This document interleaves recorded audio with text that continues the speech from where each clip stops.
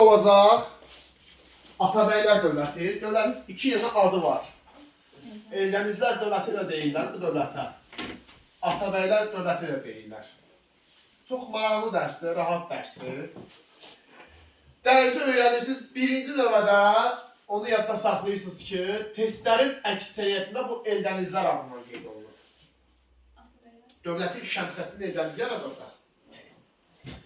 Onun adıyla dövlət daha çox Eldənizlər dövləti adlandırılır. Amma həm də bəzi testlərdə siz bunu Atabəylər kimi görəcəksiniz. Yəni çaşmayın da, söhbət bilir ki, eyni dövlətdən gedir. 1136, 1225. Paytaxtlarını sonra öyrənəcəksiniz. Birincisi Naxçıvan. Dövlət yarananda olub 1136. Yəni Naxçıvanların dövləti olubdur. Şimali Azərbaycanda yaranıb, yoxsa Cənubi Azərbaycanda? Naxçıvan Şimali Azərbaycanda, müasir Azərbaycan Respublikasıdır. İkincisi olacaq Həmədan. 1175-ci ildə paytaxt olacaq. Üçüncüsü olacaq Təbriz, amma Təbrizin ili yoxdur. Gördünüz, dövləti necə öyrənirsiniz? Birinci mövcud olmaq illərini öyrənirsiniz. 1136-1225 paytaxtları illərində Naxçıvan, Həmədan, Təbriz. Amma fikir verin, Həmədan və Təbriz Cənubi Azərbaycandır. Deməli, Şimali Azərbaycanda yaranıb, həm də Cənubi Azərbaycanda olub bu dövlət. Həm Şimali Azərbaycan, həm Cənubi Azərbaycanda mövcud olan bir dövlətdir. Birinci olacaq Şəmsəddin Eldəniz. İndi, Şəmsəddin Eldəniz dediyi dövləti yaradıb, Eldənizin adına Eldənizlər dövləti deyilir, amma həm də adlanır Atabəylər dövləti. Niyə? Ne deməkdir bu Atabəy? Bu maraqlı bir tarixçəsi var. Laf ətraflı öyrənmək istəyənlər gələcəkdə Ziya Bünyadovun kitabından oxuyarlar. Gələcəkdə. Bu Şəmsəddin Eldəniz kölədir. Tərbiyəsizlər Atabəylər adlanır. Hə, quldur, kölədir. Təxminən bunun var idi 7-8 yaşı. Sonra kimsə gəlirdi onun atasını, anasını öldürürdü. Sonra Lənkəran neysən qaçırdı. Ondan sonra Təbrizə qaçırdı. Ondan sonra özü böyüyüb 14 yaşında Yok, o qədər danışanmaraq və biz ətraflı. Maşallah, ədəbiyyat qalmış. Bu Eldəniz kölə olubdu 7-8 yaşlarında. O dövrdə də bilirsiniz ki, feodalizm dövrüdür. Feodalizm və quldarlıq yoxdur da, təbii ki. Qul alveri, quldarlıq dövründə olar. Amma kimsəsiz uşaqlar qul bazarında satılırdı. Qul alveri var idi feodalizm dövründə. Kimsəsiz olanlar üçün də, ona indi atası anası olmayanlar. Burada öldürülmüşdü atası anası uşaq vaxtında. Təbrizin qul bazarı var idi. Təbrizin qul bazarında da qul alveri gedirdi orada. Bu bir dövlət var, İraq Səlcuq Sultanlığı. Bax, bu bizim keçdiyimiz Səlcuq deyil uşaqlar. 1118-1194. Bu bizim keçdiyimiz Səlcuq deyil. Bu Səlcuqun parçalanmasından sonra yaranıbdı. Mesopotamiya tərəfdəki Səlcuqdur. Dövlət də deyilət. Dövlət deyildiğinde sultanlıqdır, kiçik bir sultanlıqdır, amma dövlət gedir. Gedir onun üçün. Daxili müstəqilliyi var, dövlətdir. Sadəcə biz bunun tarixini öyrənmirik. Çünki Azərbaycanda olmayıb bu İraq Səlcuq Sultanlığı. Mesopotamiya tərəfdə olub. Biz onu ətraflı öyrənmirik, adını çəkirik.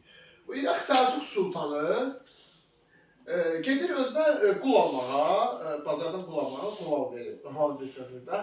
Təbrizin qul bazarında da o dövrdə şok kampanya var idi. 9 qul alanda 10-cu qul hədiyyə. Elə bir kampanya var idi. Bizdəki kimi. Bu da gəlir özə 9 qul alır. O dövrdə bunun hökümdarı var Məsud. Sultan Məsud, İraq Səlcuq Sultanı. Dedi Təbrizin qul bazarında özə 9 dənə qul alır. 10-cu qul kimi buna hədiyyə Eldənizi verirlər. Eldəniz də az yaşlıdır, 7-8 yaşı var. Və arıq bir uşaqdır, balaca boy uşaqdır. Məsud bunu istəmir, geri qaytarır ki, bu lazım deyil də, bu xərcdir yalanır, mənim bir işimə yaramayacaq. Əlavə rəsul. Hə, bu geri qaytarır. Bu da biraz Eldənizin xətrinə dəyir də, sanki bunu niyə qəbul eləməkdir. Eldəniz düşür Məsudun karvanının arxasında uzun bir yol qət edir. Məsud saraya qədər gedir, təxminən bir 100 kilometrdən çox məsafə qət edirdi də. Eldəniz balaca uşaq olmasına baxmayaraq.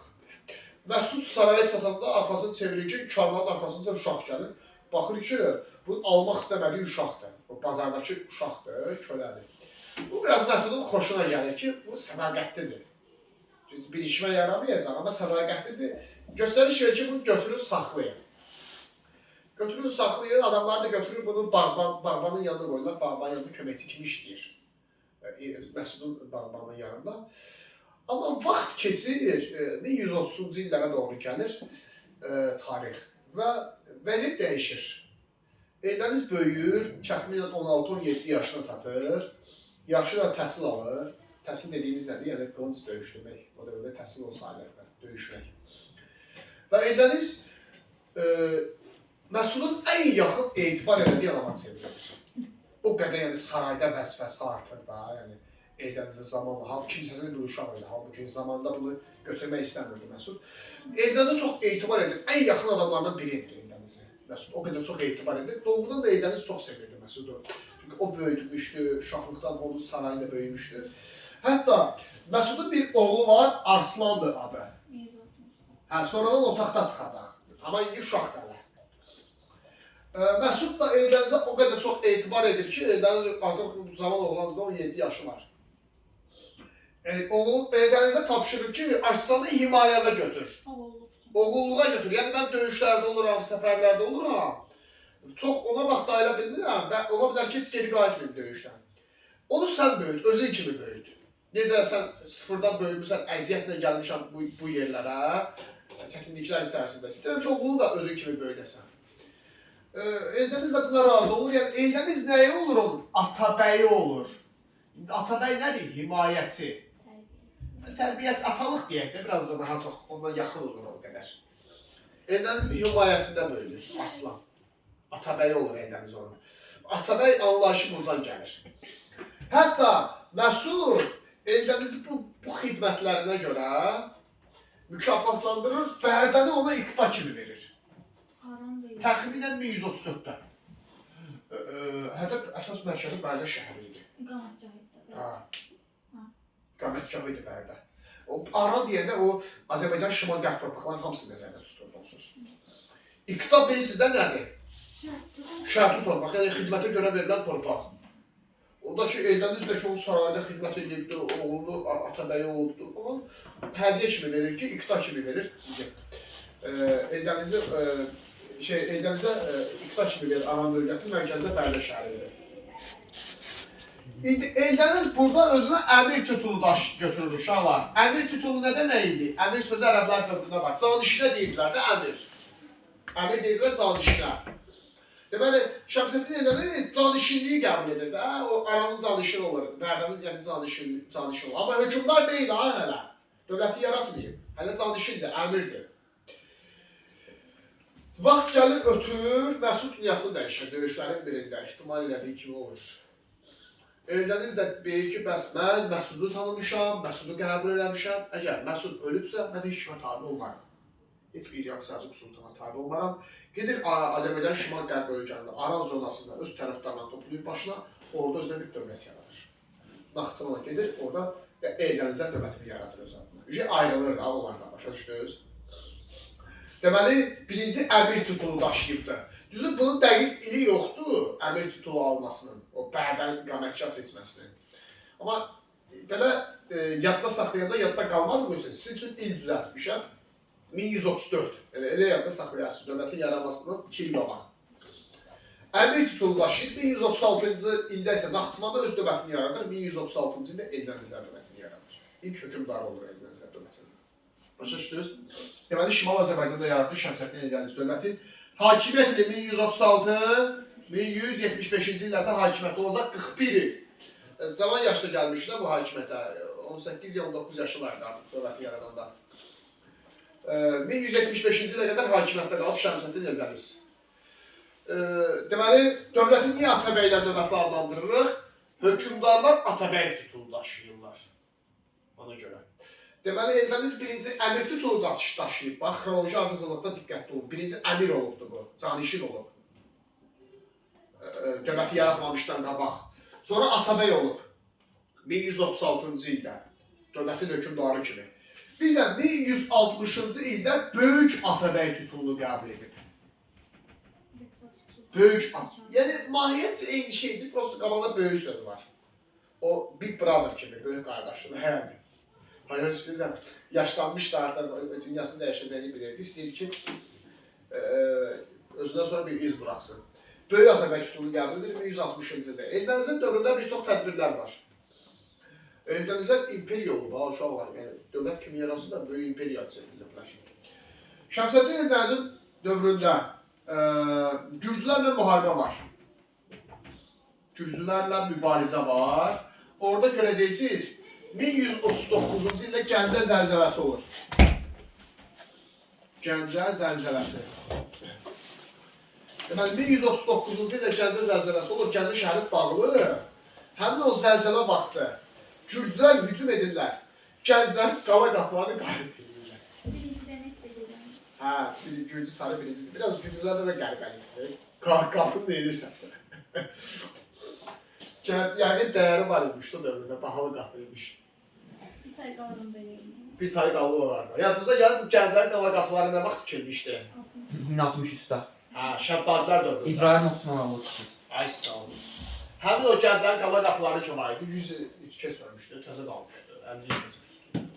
Həmin o Gəncənin qala qapılarını Gürcülər gəlib qalət edirlər 1139-cu ildə. Hələ də bir hissəsi oradadır Gəncənin qala qapılarının. Sonra Gürcülər hücum edirlər, 1161-ci ildə Dəbili işğal edirlər. Dəbilin xəttində yerini bilirsiniz, göstərmişdim sizə. O Göyçə gölünün düz aşağısı demişdik, o tərəflər. Sonra 1163-cü ildə Naxçıvan yaxınlığında döyüş baş verir, paytaxtın yaxınlığında.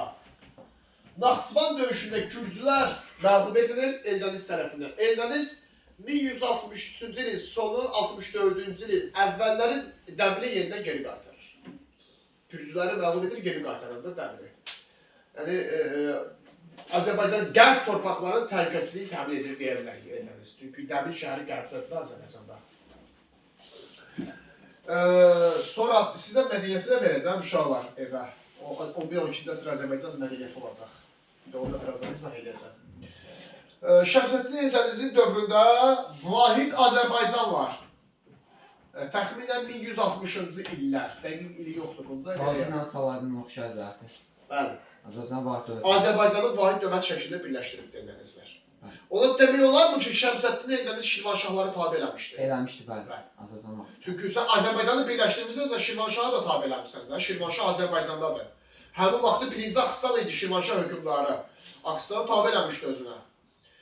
Deməli, Şirvanşahlar Eldənizlərdən də asılı düşüb. Ümumiyyətlə bir şeyi yadda saxlayın. Bu Şirvanşahlar var ha. Rəvvadi ilə Şəddadidən başqa hamıya tabi olur. Hamıya. Rəvvadi ilə Şəddadidən başqa elə yadda saxlayarsınız. 1175-ci ildə Şəmsəddin Eldəniz dünyasını dəyişir. Eldənizin ölümündən sonra taxta çıxır bunun oğlu Məhəmməd Cahan Pəhlivan. 1175-1186. 11 il hakimiyyətdə qalmışdı, böyük oldu. Qudratlı hökmdardır Məhəmməd Cahan Pəhlivan, ağıllı adamdır. Yəni Şəmsəddin Eldəniz öz oğlunu da özü kimi böyütmüşdü, cəsur hökmdarı idi. Bu dövründə dövlətin uğurları davam edir. Və belə deyək, Eldənizin yaratdığı dövləti Cahan Pəhlivan daha da gücləndiribdir. Gələn kimi paytaxtı Ninin Həmədana köçürür 1175-ci ildə. Görürsünüz, dövləti yaradan Naxçıvanda Eldəniz 1136-da köçürüb Həmədana, Cahan Pəhlivan gələn kimi 1175-də bir də Təbrizi azad edir. 1175-də belə bir dövlət görəcəksiniz uşaqlar. Axsunqurilər. Dövlətin adı belədir. Bu dövlət haqqında biz ətraflı keçmirik. Bir neçə dəfə adını çəkəcəyik. Bu dövlətin Axsunquri dövləti. Cahan Pəhlivan Axsunqurilər dövlətinə qalib gələrək Təbrizi azad edir. Onların əlindən alır Təbriz şəhərini 1175-ci ildə. Deməli, Eldəniz Dəbili azad eləmişdi Gürcülərdən. Cahan Pəhlivan Təbrizi azad edir Axsunqurilərdən. Bunu qatmayın. Dəbil məsələsi Gürcülərlə müharibə Eldənizlədir. Pəhlivanı isə Axsunquriləri məğlub edib, Təbrizi azad edib. Həmin ilinə paytaxtı Həmədana köçürüb 1175-ci ildə. Sonra Cahan Pəhlivandan Gürcülərlə mübarizə var. Demək olar mı ki, Eldənizlə oxşar cəhətdir? Görürsünüz, Şəmsəddin Eldənizlə Cahan Pəhlivan arasında nə qədər oxşar cəhət var bu ata oğul arasında. Sonra Cahan Pəhlivanın dövründə başqa nə var idi Cahan Pəhlivan dövründə? Gürcülər, 75 milli ordu. 50 min deyildi o. Məncə 75 minlik, 50 minlik. Hə, 50 minlik oldu. Bu Eldənizdə də var uşaqlar. Eldənizdə də var, orada qeyd eləmədim. Yəni hər ikisi vahid nizami ordu formalaşdırıb. Şəmsəddin Eldənizdə Cahan Pəhlivandır. Yenə ata oğlu üçün oxşar zəhəti. Gördüyünüz kimi, bunların bir çox oxşar xüsusiyyətləri var. Biri süvari, biri daimi. Hə?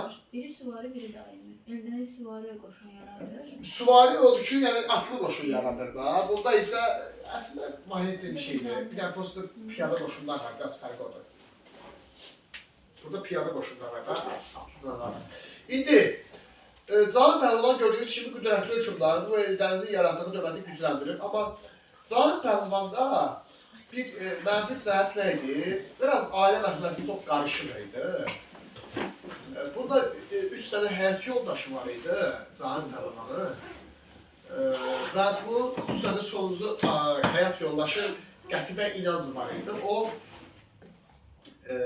istəyirdi ki, öz oğlunu taxta çıxartırsın. Halbuki o oğlu ən kiçik oğludur da, yəni onun hakimiyyətə çıxmağa ixtiyarı yoxdur.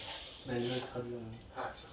Buna görə də Cahan Pəhlivan bax ölümündən sonra onun oğlanları arasında taxta uğrunda mübarizə başlayıb. Biraz tənəzzül dövrü keçirir Ermənistan dövləti.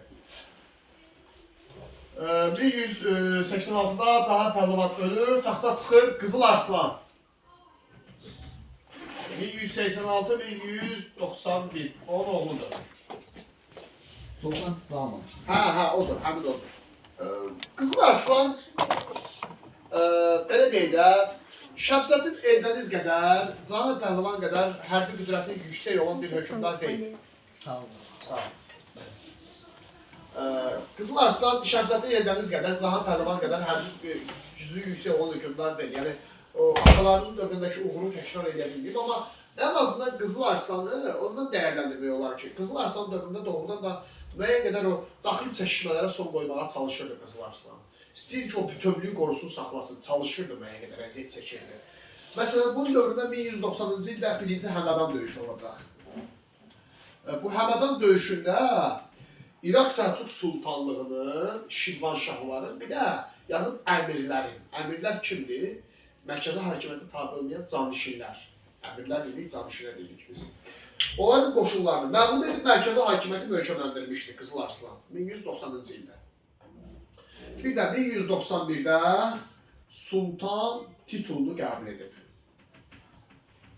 Sultan, yəni Eldənizlər dövlətin hökmdarları hansı titulu daşıyırdılar? Atabəy. Buna görə də biz buna Atabəylər dövləti deyirdik. Şəmsəddin Eldəniz amma böyük Atabəy titulunu almışdı. Əlavə olaraq.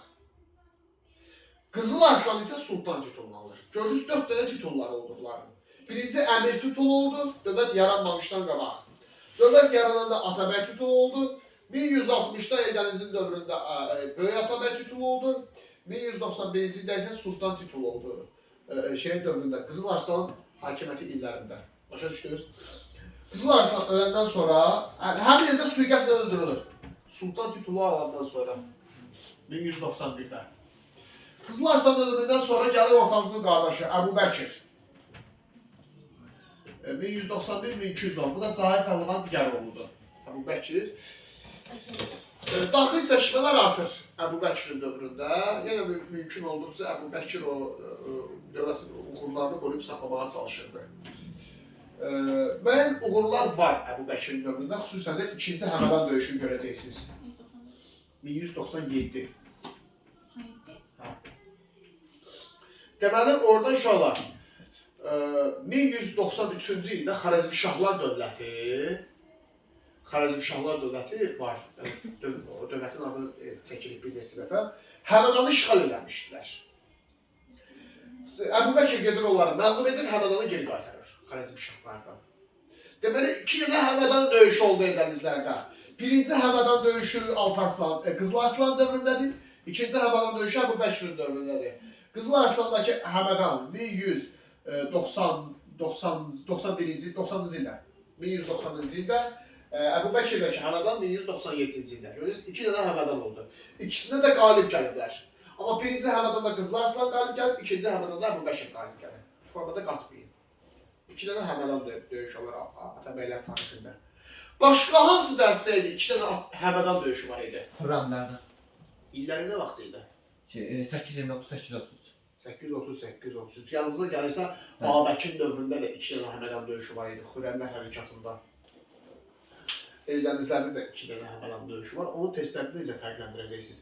Sizə yazacaq ki, Xarəzmşahlarla Əbu Bəkir arasında olan Həmədan döyüşü. Siz biləcəksiniz ki, söhbət 1197-dən gedir. Yəni, sadəcə yalanmaz ki, birinci Həmədan döyüşü. Çünki uşaq hardan bilsin, Babəkir dövründəki Həmədanlar gedir, Atabəylərdəki Həmədanlar söhbət gedir. Onu sizə başlanğıc hissə kimi yazacaq. Əbu Bəkirin dövründə Gürcülərlə mübarizə var yenə. Gürcülərə qarşı mübarizə aparıb, ölkənin qərb sərhədləri təhlükəsizliyi təmin edib. Kimdən oxşar cəhətdir Gürcülərə qarşı mübarizə aparmaq? Şəmsəddin Eldənizlə, Cahan Pəhlivanla, bir də Əbu Bəkirin oxşar cəhəti, Gürcülərə qarşı mübarizə aparmaq. Yəni, Toğrul aparır. Səlcuqdan yox, Atabəylər Yəni, onun oxşar cəhəti. Əbu Bəkirin müsbət cəhəti oldu ki, dövlətin bütünlüyünü qoyub saxlamağı bacarırdı. Daxili çəkişmələr olmasına baxmayaraq, ən uğurluydu ki, bütünlüyünü qoyub saxlamağı bacarırdı. Bax, Əbu Bəkir ölümündən sonra Səlcuqlar tənəzzül dövrünə başlayır.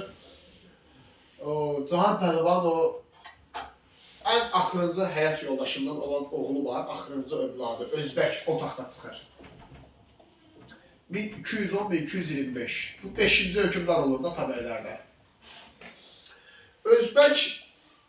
Özbəyin hakimiyyətə çıxması Eldənizlər üçün bir fəlakət idi də. Onsuz da Eldənizlər biraz zəifləmişdi Qızıl Arslanın Əbu Bəkirin dövründə.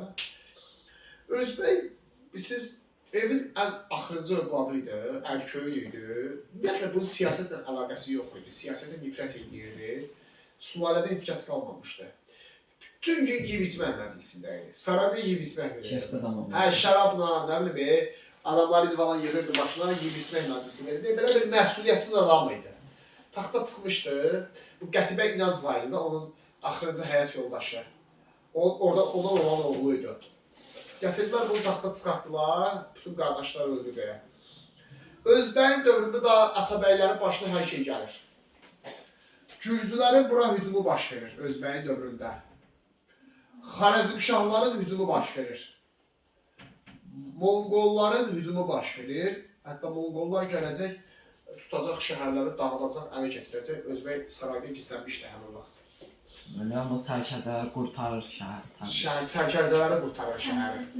Şəmsəddin Toğrul Təbrizin hakimi. İkinci hücumda.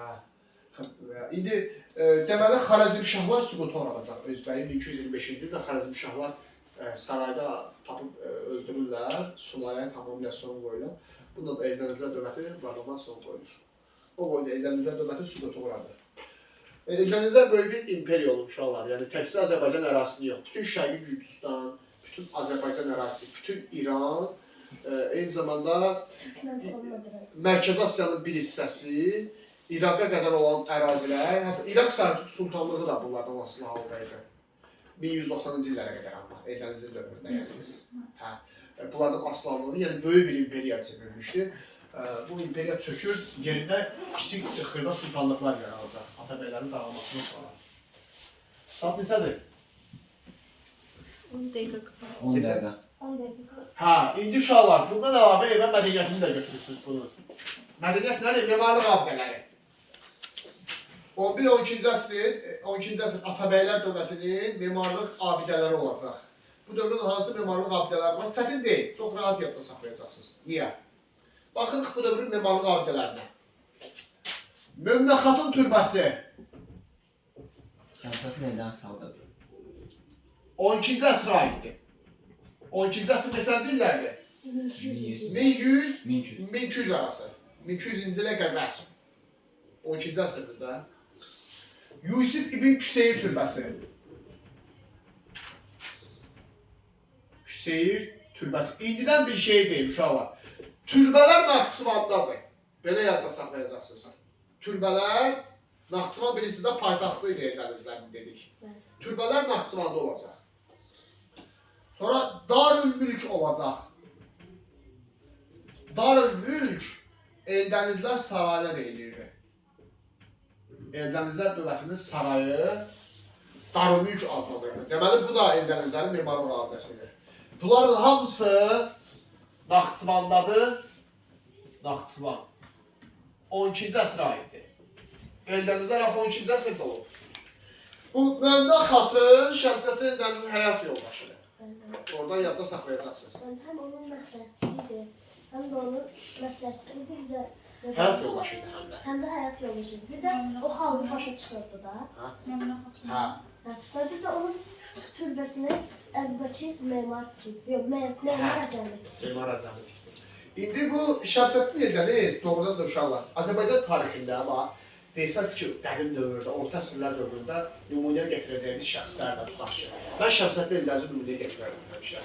Çünki çox humanist bir adam olub. Doğrudan da baxmayaraq ki, imperiya yaradıb, müharibələr aparma, o yetimçilikdən böyümüş deyə gəldi dövlət yaradı. O bir söz var, cəmaatın uşağı. Bax o budur. Xalqın uşağı, xalqın. Xalqın uşağı budur. Şəmsəddin Eldəniz. Gəlib sıfırdan bir dövlət yaradıb da.